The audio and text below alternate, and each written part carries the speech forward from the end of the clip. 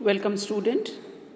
Today we are going to learn about the nature of sociology. हम समाजशास्त्र की प्रकृति nature of sociology समाज शास्त्र की प्रकृति के बारे में आज हम डिस्कस करेंगे। पिछली क्लास में मैंने आपको समाजशास्त्र का अर्थ क्या होता है, समाज शास्त्र, सोशियोलॉजी, सोशियो मीन्स कंपेनियन या सोसाइटी, लॉजी मीन्स साइंस, और मैंने आपको ये भी कहा था कि आप ये दो भाषा ग्रीक एंड लैटिन, सोशियो का अर्थ जो है लैटिन भाषा का शब्द है, सोशियो ये लैटिन भाषा का शब्द है जिसका अर्थ होता है सोसाइटी या समाज।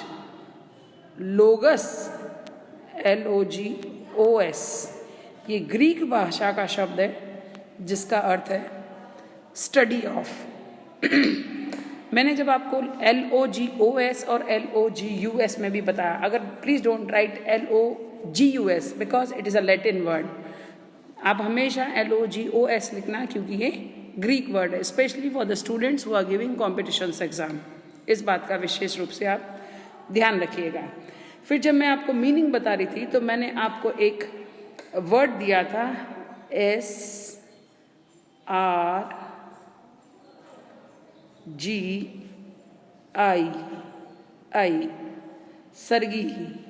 सरगी मैंने आपको कहा था जब हम व्रत करते हैं तो सुबह उठ के जब खाना खाते हैं सरगी बोलते हैं उसको, है ना।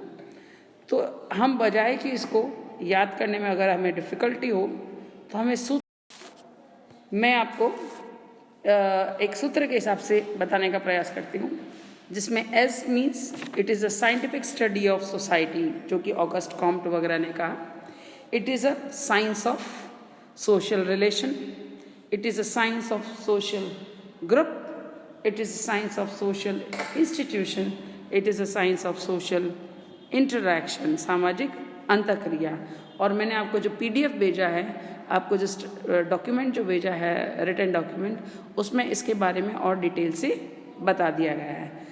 पिछले प्रीवियस लेक्चर्स में भी मैंने आपको बताया था। So I am not going to discuss more about it in this lecture.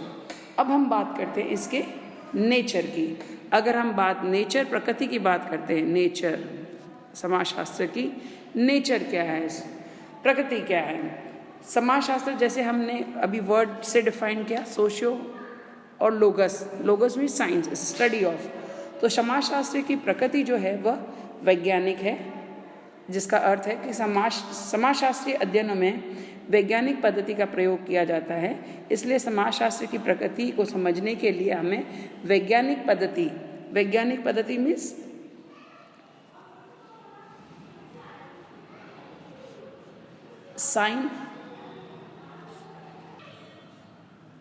Scientific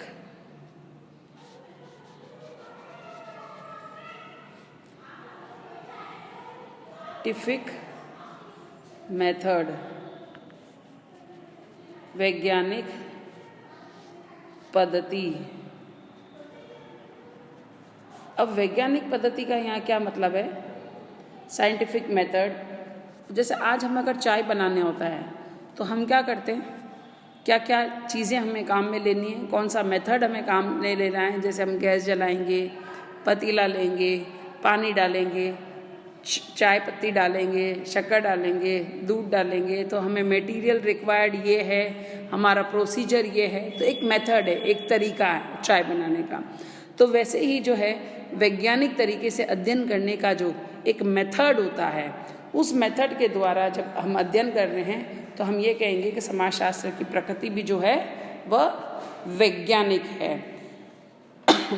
विज्ञान विषय के क्रमबद्ध ज्ञान को कहते हैं। विज्ञान संपूर्ण अनुभव किए जाने वाले जगत को समझने की एक पद्धति है। यह वह पद्धति है जिसका लक्ष्य अंतिम सत्य की खोज करना अर्थात तथ्य, प्रघटनाओं और वस्तुओं का विश्लेषण करना ताकि इनके कार्य कारण संबंधों का पता लगाया जा सके। गुडे एंड हैट ने जो है विज्ञान को एक क्रमबद्ध या व्यवस्थित ज्ञान के संकलन के रूप में परिभाषित किया है। व्यवस्थित से अभिप्राय किसी वस्तु के बारे में अध्ययन के परिणाम स्वरूप प्राप्त किए गए या यथार्थ या वास्तविक ज्ञान है। अतः विज्ञान का अर्थ प्राकृतिक या मानव जीवन से संबंधित घटनाओं व व्यवहार से संबंधित ऐसा व्यवस्थित ज्ञान है जिसका सत्यापन किया जा सकता है और जिसकी सहायता से इन्हें नियमित किया जा सकता है। गुडे एंड हैट ने विज्ञान की परिभाषा देते हुए वैज्ञानिक पद्धति के रूप में देने का प्रयास किया है। यह जांच की एक ऐसी पद्धति है जिसमें किसी स्थिति, घटना, व्यवहार इत्यादि के बारे में समस्या का निर्माण किया जाता है। समस्या से संबंधित उपकल्पना या प्राकल्पना बनाई जाती है, फिर तथ्यों का संकलन करके उपकल्पना का परीक्षण किया जाता है। जांच का यह तरीका सभी विज्ञानों में एक जैसा होता है। कार्ल पियर्सन ने इसी संदर्भ में यह तर्क दिया कि समस्त विज्ञान की एकता केवल उसकी पद्धति में है, न कि उसी विषय सामग्री में।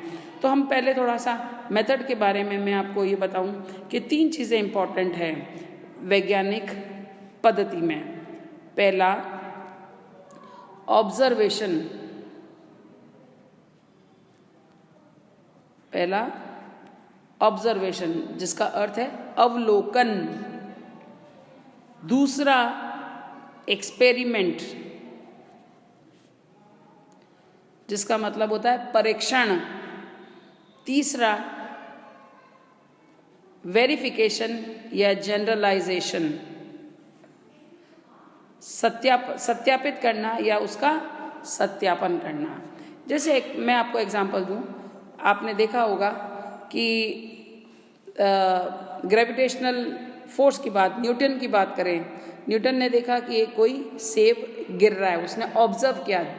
देखो, देखने और ऑब्जर्वेशन में अंतर है ना। उसको माइन्यूटली ऑब्जर्व किया, उसका अवलोकन किया कि ये सेब जो है, हम उससे पूर्व भी कई लोगों ने बहुत सारी चीज़ें जो है नीचे गिरते हुए देखी होगी, बट उसका जो नज़रिया था, ऑब्जर्वेशन जो था, उसका जो अवलोकन जो था, वो ये था कि ये नीचे ही क्यों आई, ऊपर क्यों नहीं गई।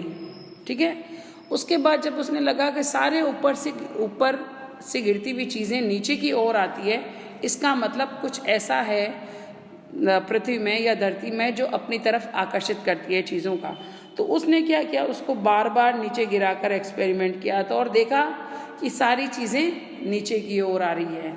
और बाद में जब उसने देखा कि बार बार रिजल्ट एक्सपेरिमेंट करने के बाद रिजल्ट सेम आ रहा है, तो उसने जनरलाइजेशन किया और इस नियम पर जो पहुंचा कि ऐसा ग्रेविटेशनल फोर्स है पृथ्वी में, एक ऐसा चुंबकीय फोर्स है जो हर चीज़ को अपनी तरफ आकर्षित करता है।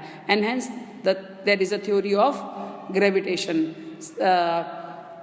अब ये थ्योरी को अगर सपोज कोई देखना चाहता है कि ये सही है या नहीं है, तो वह भी उसको जाके एक्सपेरिमेंट कर देख सकता है, उसको वेरीफाई कर सकता है कि ये सिद्धांत सही है या नहीं। अब सपोज अगर हम समाजशास्त्र की बात करें तो यहाँ पर एक चीज़ और इम्पॉर्टेंट है। यहाँ पर जैसे हम इसको किस तरह से अप्लाई करते हैं साइंटिफिक मेथड से। जैसे हमारे यहाँ एक प्रॉब्लम है बाल अपराधी की,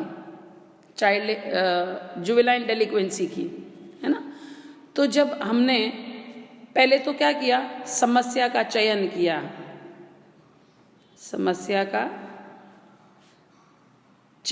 उसको हमने सेलेक्ट किया।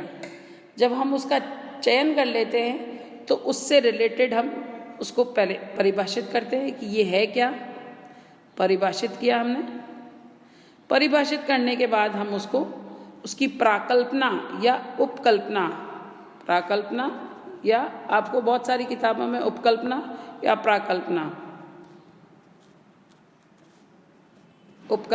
प्राकल्पना। अब सपोज जैसे समस्या का चयन हमने क्या किया, हमने बाल अपराधी और विघटित परिवार के जो भी बाल अपराधी हमने देखे हैं, उनके कहीं ना कहीं परिवार इस चीज़ के लिए जिम्मेदार है। तो और परिभाषित कैसे किया हमने कि जो इस उम्र के बच्चे हैं 18 साल से या 14 साल से कम उम्र के, 18 साल क्योंकि हमारे यहाँ वोटिंग की एज क्या है 18 ईयर्स, तो जो 18 साल से कम उम्र के जो बच्चे होते हैं जो वो अपराध करते हैं वे सामान्यतः ऐसे परिवार से आते हैं जो परिवार विघटित हो। अब हम परिवार विघटित परिवार किसको कहते हैं, डिसऑर्गेनाइज किसको कहते हैं, वे परिवार जिसमें या तो फादर मदर साथ नहीं रहते हो या फादर मदर में बहुत झगड़ा होता हो या दोनों अलग अलग रहते हो, बच्चा कहीं और रह रहा हो या पिता जो है नशा करके आता हो और झगड़ा होता हो। तो इस टाइप के जो डिसऑर्गेनाइज फैमिली होती है या ब्रोकन फैमिली होती है जिसको हम कहते हैं टूटे हुए परिवार जिसको हम कहते हैं, वे कहीं ना कहीं बाल अपराधी जो बच्चे होते हैं उनके लिए कहीं ना कहीं ये एक बहुत इम्पॉर्टेंट रोल प्ले करते हैं। तो अब हमने उपकल्पना बनाई कि सामान्यतः जो बाल अपराधी जो आते हैं वे विघटित परिवार से आते हैं। अब ये बात क्या सही है या नहीं, जैसे मैं एक और एग्जांपल दूं, हमारे यहाँ है कि बिल्ली रास्ता काट लिया, अगर बिल्ली रास्ता काट लिया तो काम खराब हो जाता है। अगर मैं 100 बार बिल्ली रास्ता कटवाऊं और 100 बार ही अगर रिजल्ट सेम आता है तो हम ये मान लेंगे कि बिल्ली रास्ता काटने से काम खराब होता है। तो ऐसे ही हमने जब उपकल्पना बना ली कि विघटित परिवार, टूटे हुए परिवार बाल अपराधी में इम्पॉर्टेंट रोल प्ले करते हैं, तो मैं क्या करूँगी उसका एक्सपेरिमेंट करूँगी, उसको क्या करूँगी उसका परीक्षण करूँगी। और परीक्षण क्या करूँ कैसे करूँगी, मैं तथ्य फैक्ट्स डेटा कैसे कलेक्ट करते हैं, तथ्य का संकलन, तथ्य संकलन करूंगी, डेटा को इकट्ठा करूंगी। अब डेटा कैसे इकट्ठे करते हैं कि डेटा हम क्या करते हैं, जैसे जो भी जुवेनाइल डेलिक्वेंट है, जो बाल अपराधी है, जो सुधार गृह में है, उनसे जाके पूछेंगे। सपोज अगर हमने 100 का चुनाव किया और 100 में से अगर 60 लोग ये कहते हैं कि भी हमारे परिवार टूटे हुए हैं, विघटित है, तो हम ये मान लेंगे, क्योंकि जो हायर रेशियो होता है 50% से अधिक अगर कोई व्यक्ति कहता है या हमारे पास डेटा आते हैं तो हम ये मान लेते हैं कि वो बात सही है। तो अगर हमारे 50% से ज़्यादा अगर बाल अपराधियों ने बता दिया कि हम जिन परिवार से आए वे विघटित परिवार है, तो हम ये कहेंगे परीक्षण किया और हम निष्कर्ष पर पहुँचे, जनरलाइजेशन किया, निष्कर्ष पर पहुँचे कि बाल अपराधी विघटित परिवार से आते हैं या विघटित परिवार बाल अपराध में बहुत बड़ा इम्पोर्टेंट रोल प्ले करते हैं या इसके लिए जिम्मेदार हैं। तो इस टाइप का जो हमने साइंटिफिक मेथड इस्तेमाल किया, ये जो मेथड आप देख रहे हो, ये मेथड हमने जो इस्तेमाल किया, इस मेथड के द्वारा हम किसी निष्कर्ष पर पहुंचते हैं, हम कोई रिजल्ट ड्रॉ करते हैं, तो हम ये कहेंगे कि हमने वैज्ञानिक तरीके, वैज्ञानिक पद्धति का प्रयोग करते हुए हम इस निष्कर्ष पर पहुंचे हैं। तो हमारी कही भी बात, हमारा वाक्य या हमारा सिद्धांत जो हमने बनाया है वो सही है। यदि कोई इसका पुनः परीक्षण करना चाहता है, देखना चाहता है, तो वो जाके उस तथ्यों के आधार पर देख सकते हैं कि हमने जो बात कही है वो हवा में बात नहीं कही है, हमने जो बात है वो तथ्य के आधार पर कही है। तो इसको हम कहते हैं साइंटिफिक मेथड।